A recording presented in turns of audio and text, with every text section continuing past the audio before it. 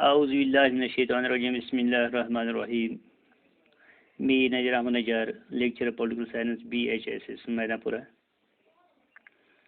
With today's topic for class 12, and today our topic is how was non-alignment neither an isolation nor neutrality towards the international affairs.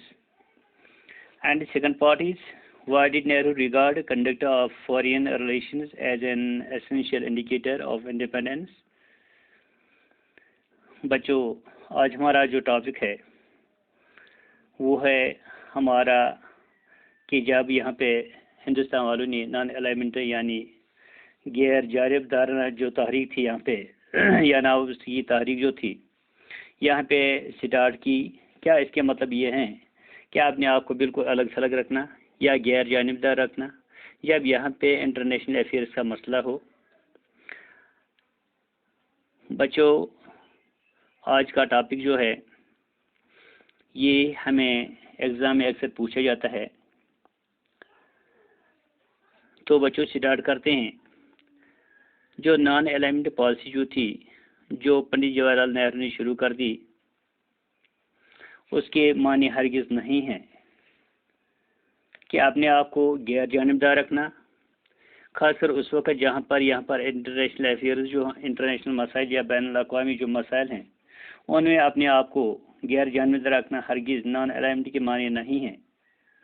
पंडित जवाहरलाल नेहरू उसने ये clear कर दिया, उसने ये clean कर दिया है कि नॉन अलाइनमेंट जो है ये हरगिज़, उसका मतलब हरगिज़ नहीं है कि हम न्यूट्रल रहें इंटरनेशनल प्रॉब्लम्स में। जब यहाँ पे बैन अवी सतह पे कोई प्रॉब्लम या कोई इशू स्टैंड होता है तो अपने आप को उसमें हम न्यूट्रल नहीं रख सकेंगे।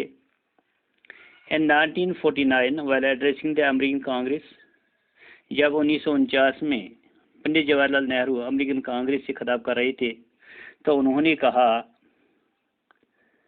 कि जब यहाँ पे आज़ादी जो होगी या जब हमारी आज़ादी जो है यहाँ पे कहीं से थ्रेटन होगी यानी उसमें कहीं पे थ्रेट आएगी और इंसाफ जो है जब ये खतरे में होगा, when it will be in peril, जब यहाँ पे सिक्योरिटी जो है स्टेट की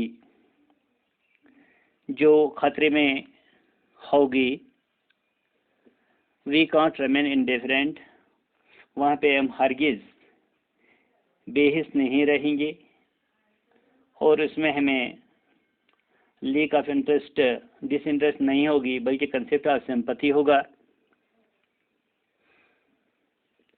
we can't remain indifferent and we will remain different, यहाँ पे हम इंडिफरेंट नहीं रहेंगे बल्कि हम उसके साथ साथ रहेंगे। हमारी पॉलिसी जो होगी तो उस वक़्त हम कुछ भी करने को तैयार हैं कि ये अमन व अमान जो है ये खतरे में न पड़ना चाहिए, हमारी आज़ादी थ्रेटन न हो जाए। तो यहाँ पे हमारा एक अलग वतीरा होगा। हमारी पॉलिसी जो है ये हरगिज़ इंडिफरेंस नहीं है। हमारी पॉलिसी है कि यहाँ पे एक्टिव एफर्ट्स होनी चाहिए, कोशिशें होनी चाहिए वर्ल्ड पीस मेंटेन करने के लिए, और इसके लिए उसको एक फिरम फाउंडेशन होनी चाहिए, मजबूत फाउंडेशन बुनियाद होनी चाहिए। तो हम उसके साथ हैं। यानी जब दुनिया में अमन अमान कायम होगा तो हिंदुस्तान भी अमन अमान में होगा।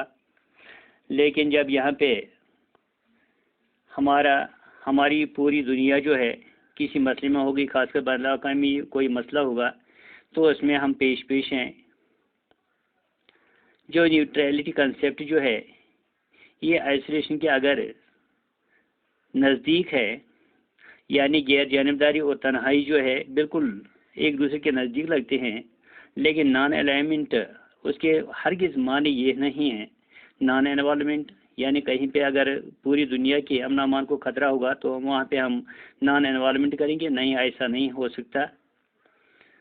यहाँ पे उसके माने हैं कि हम नॉन अलाइन करते हैं नेशंस के साथ इन वर्ल्ड अफेयर्स। न्यूट्रलिटी जो है ये एक नेगेटिव कंसेप्ट है। जब हम इसके सेंस में जाते हैं ये हमें हेल्प करती है अवॉइड करने में, यानी जब हम अवॉइड यहाँ पे करते हैं क्या हम दो साइड्स में से जो यहाँ पे दुनिया दो दड़ों में बढ़ गया था या जितनी सारी दड़ उसके होंगे तो उनमें बिला शिरकत करने के, यानी हम उनमें शिरकत नहीं करेंगे क्योंकि वहाँ पे वार टाइम सिचुएशन जो है वहाँ पे खड़ा हो सकती है।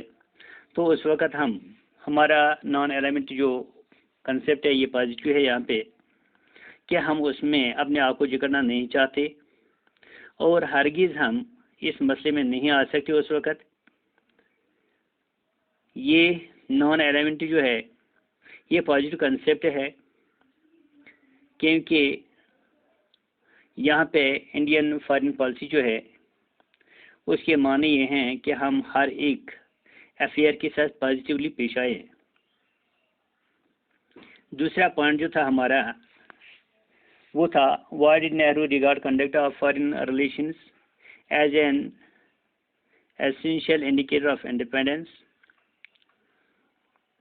पंडित जवाहरलाल नेहरू साहब के मुताबिक जो इंडिपेंडेंस है, जो आज़ादी है, जो फ्रीडम है, ये कंसिस्ट करती है फंडामेंटली पर, यानी उसकी बुनियाद जो होती है या उसकी बेस जो होती है फॉरेन रिलेशंस पे होती है। यानी उस वक़्त एक मुल्क आज़ाद होगा जब उसके हमसाया ममालिक जितने सारे होंगे उनके साथ उनकी अच्छी बनती होगी, तो उस वक़्त ये आज़ादी है। यहाँ पे मुल्क की आज़ादी मन की आज़ादी है, यहाँ पे मुल्क की आज़ादी शांति की आज़ादी है, यानी शांति होनी चाहिए। हर एक सिफर में इंसान आज़ाद होना चाहिए। लेकिन that is the best independence, वही सबसे बेस्ट इंडिपेंडेंस मानी जाती है। जितने सारे इंडिपेंडेंस उसके अलावा हैं, जितने सारी खुद मुख्तारियाँ उसके अलावा हैं, वो मुकामी होती है, यानी उनमें एक या दो का मतलब होता है, उसमें पूरी दुनिया का कोई मकसद नहीं होता है। तो पंडित जवाहरलाल नेहरू साहब ने यहाँ पे दो पॉइंट दिए हैं कि उसने फॉलो किया है पॉलिसी ऑफ नॉन अलाइनमेंट, यानी पंडित जवाहरलाल नेहरू साहब जो थे उन्होंने फॉलो की पॉलिसी ऑफ नॉन अलाइनमेंट। हकीकत यह है कि India was the first country which initiated the policy of non alignment, as I have already told in the previous chapters that it was India which was the first country that initiated the policy of non alignment. When Pandit Nehru said हमारी general policy जो है ये हमें सिखाती है कि avoid करें हम कि हम एंटेंगलमेंट जो हैं उनमें नहीं पड़ेंगे, झगड़े वारदात फसादात जितने सारे होंगे जब यहाँ पे पावर पॉलिटिक्स होगी। और उस वक़्त हमारा मतलब ये होगा, हमारा मकसद ये होगा कि हम किसी भी पावर के साथ शेयर नहीं करेंगे, ना हम एक पावर के साथ ज्वाइन करेंगे, ना हम दूसरे पावर के साथ ज्वाइन करेंगे, न हम अपने अमन अमान को ज़ाया करने के लिए ये कर सकते हैं। दूसरा पॉइंट जो है वो है इंडिया जिसने अडॉप्ट किया नॉन अलाइनमेंट पॉलिसी जो है।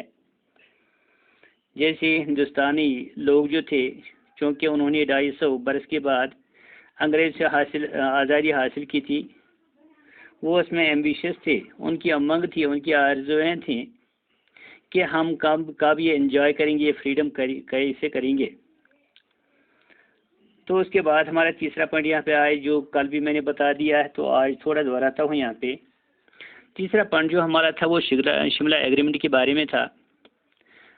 3 दिसंबर 1971 को, यानी 3 दिसंबर 1971 को पाकिस्तान ने इंडिया पे अटैक किया, तो इंडिया ने भी हिम्मत के साथ उसका बहुत ही कड़ा जवाब दिया, जिसके बारे में ये कहा जाता है कि हिंदुस्तान को बहुत ही कड़े की शिकस्त हुई और उसे बुरी तरह यहाँ पे हराया गया।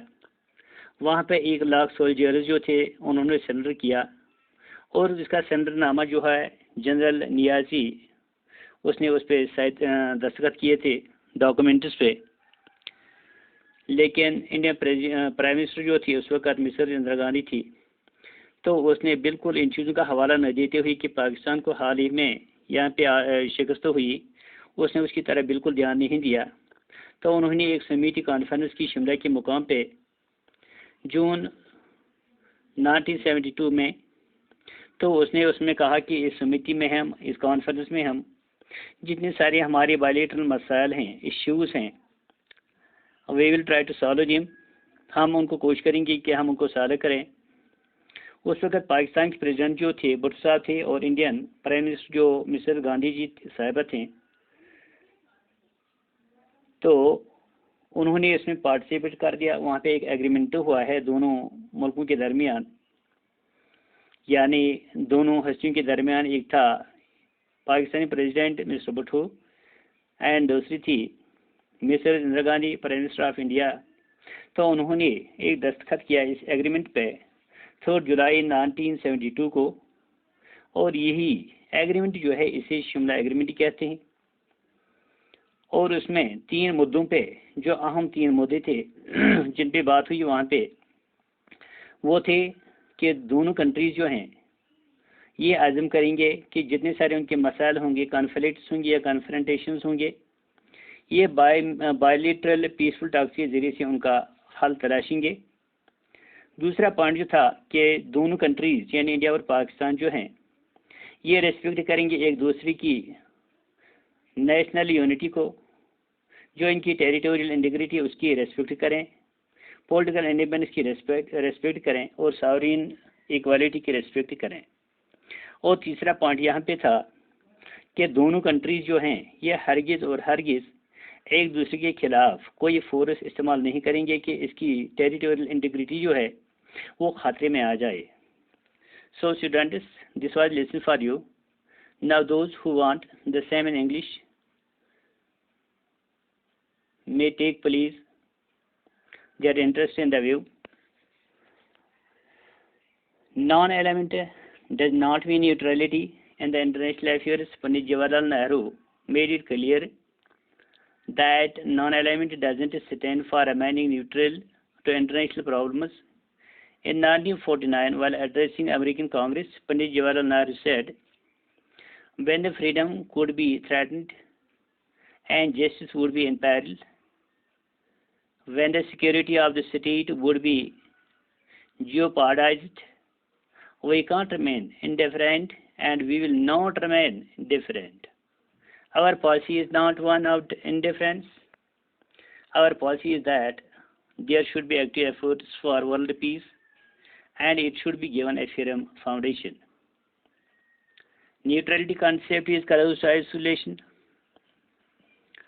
Non-alignment doesn't mean non-involvement.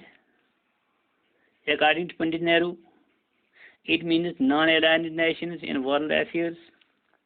Neutrality as a negative concept in the sense that it helps to avoid the talking sides in wars, while non-alignment is a positive concept in the sense that it affirms positive commitment to an independent foreign policy.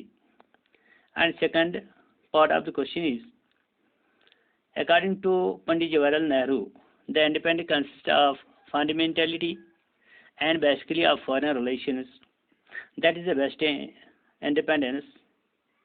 Except this independence, all other independences are local autonomies.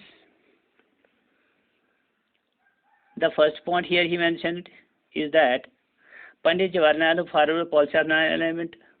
In fact, India was the first country which initiated the policy of non-alignment. Pandit Nehru said, our general policy is to avoid entanglement in power politics and not to join any group of powers as against any other group. Second point was that India adopted the policy of non-alignment as Indians were ambitious to enjoy their freedom in every sphere which they have got recently after a great struggle of 250 above years. And the third point here, which I already yesterday told you about the Shimla Agreement. What is the Shimla Agreement? On 3rd December 1971, Pakistan attacked India. India faced bravely and defeated Pakistan very badly. 1 lakh Pakistan soldiers surrendered and General Niazi signed a document of surrender. But Indian Prime Minister Mrs. Gandhi, without exploiting the defeat of Pakistan, held a summit conference at Shimla in June 1972 to discuss the problems of both countries. Pakistan President Bhutto and Indian Prime Minister Mr. Indira Gandhi participated in this conference. The agreement was reached between the two countries, between the two leaders, Mr. Gandhi and Mr. Bhutto, on 3rd July 1972. And this agreement, which got signed between the two leaders, was known as Shimla Agreement. The important points they discussed about the Shimla Agreement are as: number one, both the countries are resolved to solve their conflicts and confrontations through bilateral peaceful talks. And the second point, which they signed there in the agreement, was that both countries, that means India and Pakistan, would respect each other's national unity, territorial integrity, political independence, and sovereign equality. And last point, that is, both countries won't use force against each other's territorial integrity. As these three things they mention in the agreement, and this was a lesson for you, dear students, and I hope that you will get it positively. Have a good day. Thank a lot.